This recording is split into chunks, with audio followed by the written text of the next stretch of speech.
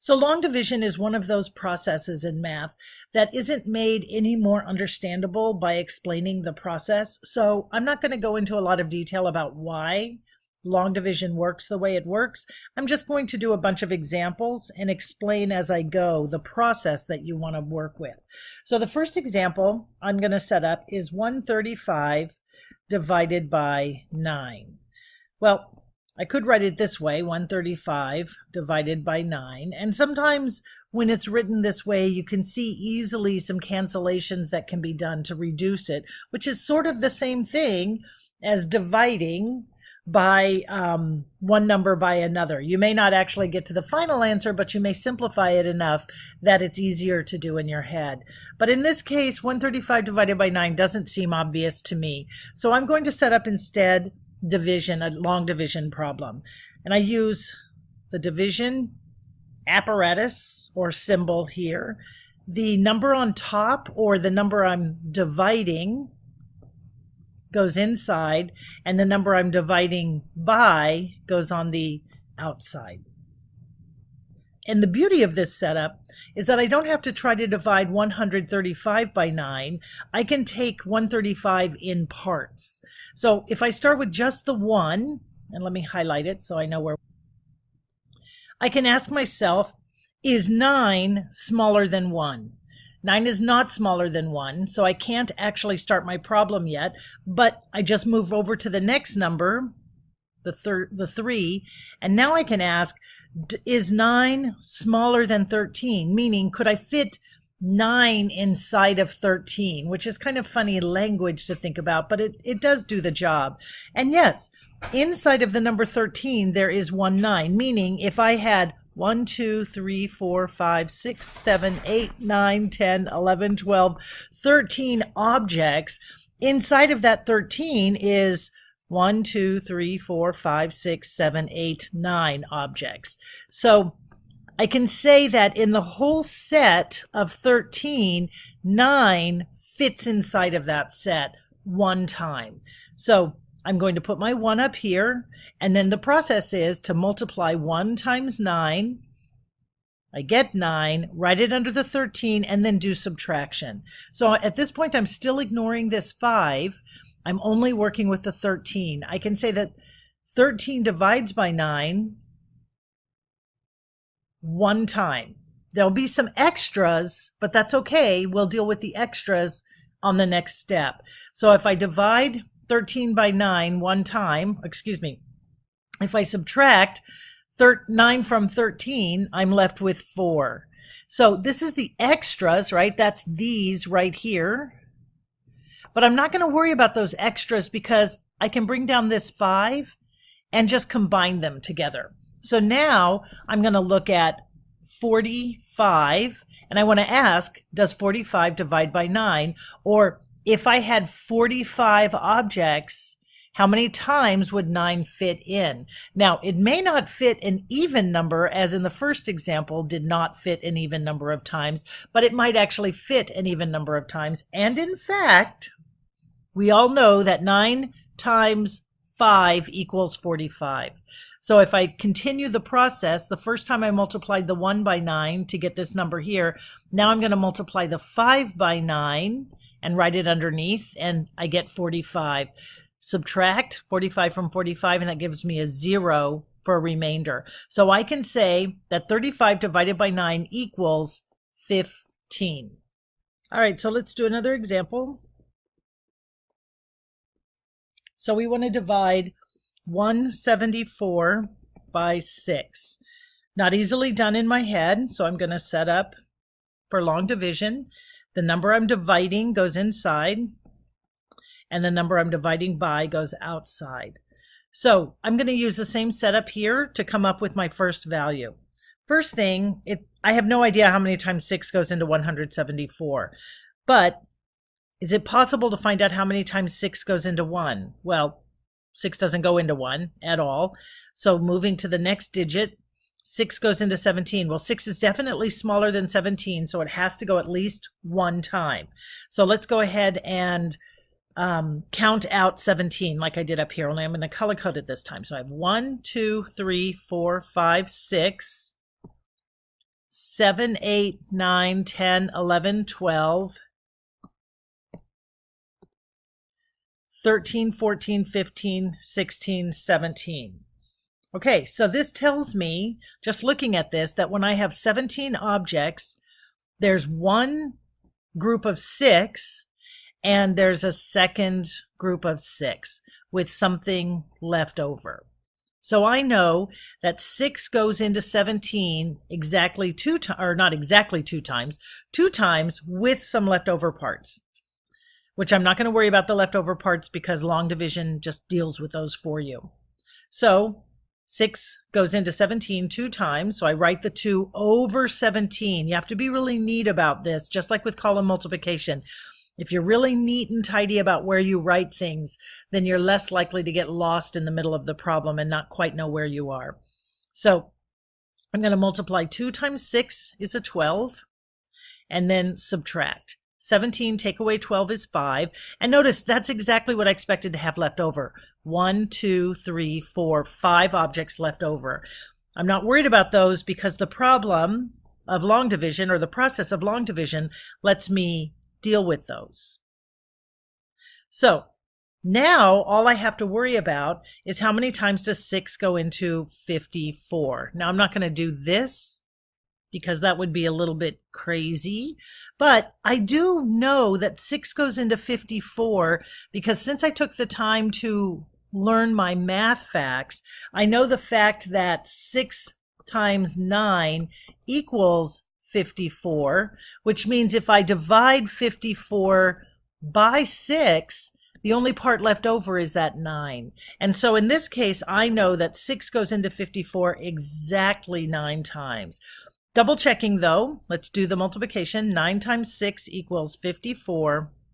And if I subtract 54 from 54, I get 0. So I know that 174 divided by 6 equals 29, which means if I were to multiply 29 times 6, I should end up with 174. So let's check it. 9 times 6 is 54, right? So remember, there's 54. I'm going to write the 4, and I'm going to carry the 5.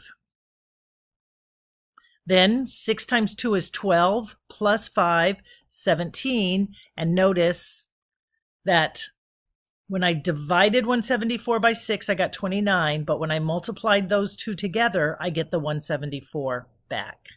So let's look at another one that's only a little bit more complicated. I'm going to divide 156 by 12.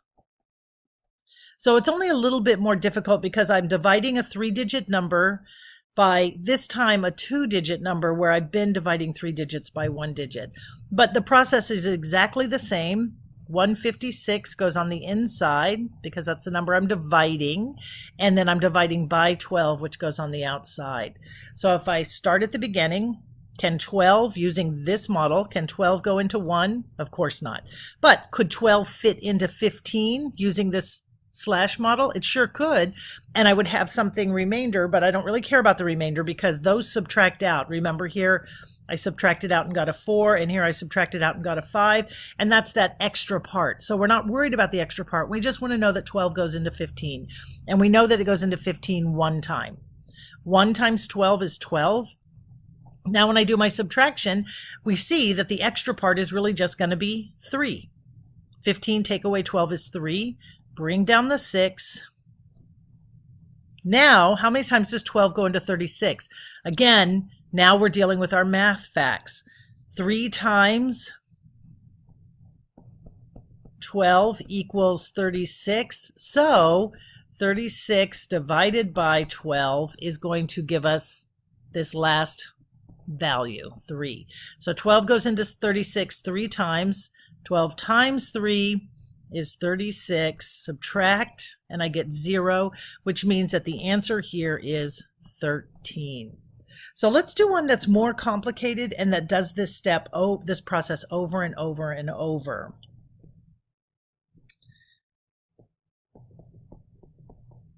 Let's divide 3,819 by 19.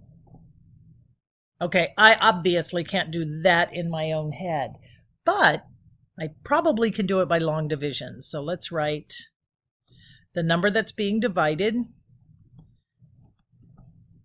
and the number that's doing the dividing goes on the outside. So using the same trick, does 19 go into 3? It will not, of course, but 19 will definitely go into 38 because 19 is smaller than 38. We just have to decide how many times. Well, I know from my math facts in elementary school, or it's not actually a math fact because it's 19, but I can do 2 times 19 in my head pretty easy, and I get 38. So I know that 19 times 2 equals 38. 2 times 19, 38. I'm going to write it down here and then subtract. 38 minus 38 equals 0. So I'm actually just done with that part. There's no remainder. I can write the 0 down, but I don't need to. I can just move on to the next part of the problem. So the next step is to bring down the 1 and ask yourself, does 19 go into 1? And of course it doesn't. For the same reason 19 didn't go into 3. 19 is a bigger number than 1. And so I have to keep going. So I'll bring down the 9 this time. And does 19 go into 19? Well, of course it does. It goes exactly 1 time. But notice, when I brought down the 1, that was an operation. Let me back it up a little bit. When I said, does 19 go into 1? How many times does 19 go into 1? It goes 0 times. This 0 is super important and is often left out. When you figure out that 19 can't go into a part of the whole number, then you have to put a 0. It's not normal that we put a 0 in the beginning of the problem, but let me show you that one does exist. When I asked if 19 goes into 3, the answer was no. I could have put a 0 there to say no. Then does 19 go into 38? Yes, it goes twice. 19 times 2 is 38, and those became 0. So then I bring down the 1. Does 19 go into 1? It does not, so I have to put a 0. Then I can bring down the 9. Does 19 go into 19? And it does 1 time. 1 times 19 is 19.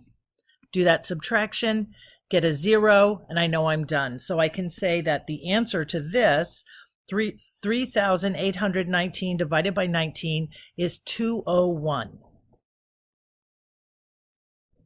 Okay, I think one more toughie, and then we'll call it a day. So example 5. Let's divide 4,320 by 16. Okay, definitely a long division problem. Let's put 4,320 on the inside, 16 on the outside, not because 16 is smaller, but because 16 is on the bottom or on the left if I wrote it this way. 4,320 divided by 16. Excuse me, 16 is on the right. It's the number we're using to divide. 16 is the number we're using to divide, so that's the number that goes on the outside. Okay, so 16, how many times does 16 go into 43? So sometimes this is tricky. We know 16 goes into 43. We do not ever want to actually do this. This is me giving the concept. You don't want to be working that way, but you can do it this way. Off on the side for scratch work, you can say, well, 16 plus 16, add those together. 6 plus 6 is 12. Carry the 1. 1, 2, 3. So 16 plus 16 is 32, which is smaller than 43, so we're good to go. But is there another 16 inside of 43? I don't think so, but let's just double check. Let's add 16 again.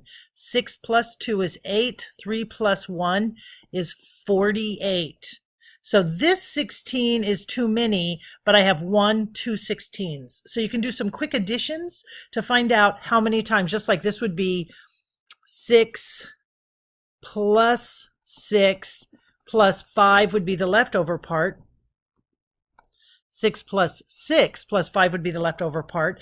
Here we did the same thing, 16 plus 16, and the leftover part is whatever is the difference between 32 and 43. Okay. Neither here nor there. What we know is that there are 2 16s contained in 43. So now let's do the multiplication. 2 times 16. Well, luckily, because of the method I used, I already know what 2 times 16 is. It's 16 plus 16, which is 32. Do some subtraction. 3 take away 2 is 1. 4 take away 3 is 1. And I'm going to bring down a 2. So does 16 go inside of 112? It does. We're not sure how many times. Now, I did all of this circling and scratching out and all of that because I was teaching, but let's do this the way I would normally do it. I would have this 16, which took me to 48, and I know that's not enough yet, so I could just keep adding 16s. 16 into 48, 8 and 6, 14, carry the 1, 4, 5, that's 64. I could add another 16. So this is a lot of work. There are shorter ways to do it, but I'm going to stick with this method just because in a crunch, if you don't have a calculator and you have to keep working, sometimes it takes a little effort. 6 and 4 is a 10. 6, oh, carry the 1, 6, 7, that's 80. And then 16, that one's easy as 96. I'm getting really close to my 112. So let's add another 16. 6 and 6 is 2. Carry the 1, 9, 10, 11, 112. Oh, look, it's exactly the same. So how many times did it go in? It went in 1, 2, 3, 4, 5, 6, 7 times. 7 times, and I get 112. Because 7 times 16 we know is 112. That's a 0. I still have to bring this 0 down. How many times does 16 go into 0? Well, that's obviously a 0. This last 0 is part of the number 4,320, so I have to actually have a value associated with it in the fraction problem or the division problem. So I can say that 4,320 divided by 16 equals 270. So even when they get kind of complicated and you have to do some scratch work on the side, that makes it clearer or easier to work with, even though problems can get a little bit long, they're still solvable. And that's what math is about, is coming up with ways to solve every problem you encounter. And so long division will help you find the answer to a division problem when the numbers are super big and you can't possibly know in your head. They're not necessarily fast, but they're solvable, and that's the important thing.